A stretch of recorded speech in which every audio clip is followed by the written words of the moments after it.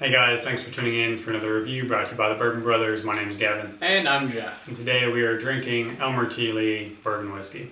Yes, Elmer T. Lee is the famous master distiller from Buffalo Trace. He started working at what is Buffalo Trace Distillery back when it was George T. Stagg Distillery in 1949, and has had a very illustrious career at the distillery. Yeah, we've been sitting on this review for quite a while.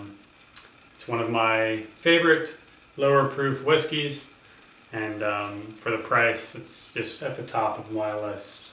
Something I definitely try and always keep stocked at the home bar. So without further ado, let's go ahead and get into the nose. It's a 90 proof whiskey, but there's tons of flavor.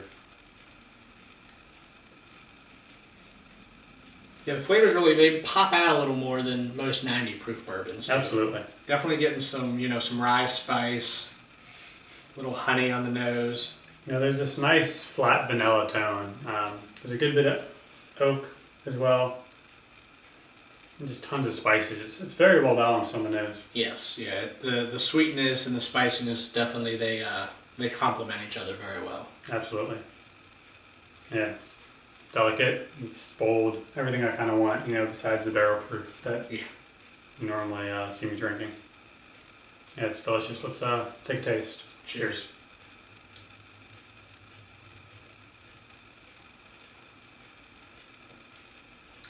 One of my favorite things about this is the mouthfeel. It's a very chewy, maple syrup-like texture on the mouthfeel. Yeah, it's definitely tastes like it's not as watered down as it is. Sure. It's definitely got a good consistency to the mouthfeel.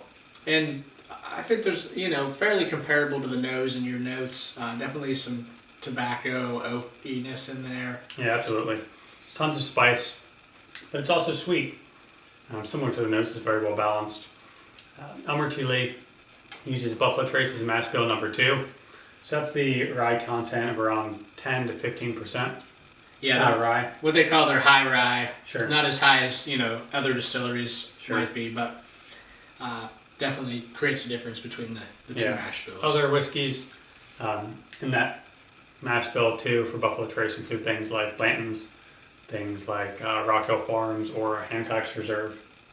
So if you like Elmer T. Lee, we recommend giving it a try as well. Yeah, as well as checking out our videos of most of those bourbons as well. Yeah, Jeff, Elmer T. Lee on the finish, it's got a very inviting and dry finish. It kind of makes you want to keep drinking it. Certainly, yeah. Probably medium length, sure. But nice dryness to it. Yeah, it's sweet, but it also has a lot of spice on the back end and just kind of dries you out with a flat tobacco or oak feel.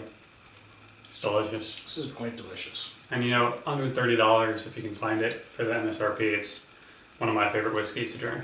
Yeah, this is one I feel like if you see it under $30, just pick it up. Yeah. Thank us later. Yeah, a few stores that do private barrel selects where they buy the whole barrel and display it in the store. Sometimes they do Elmer T. Lee private picks.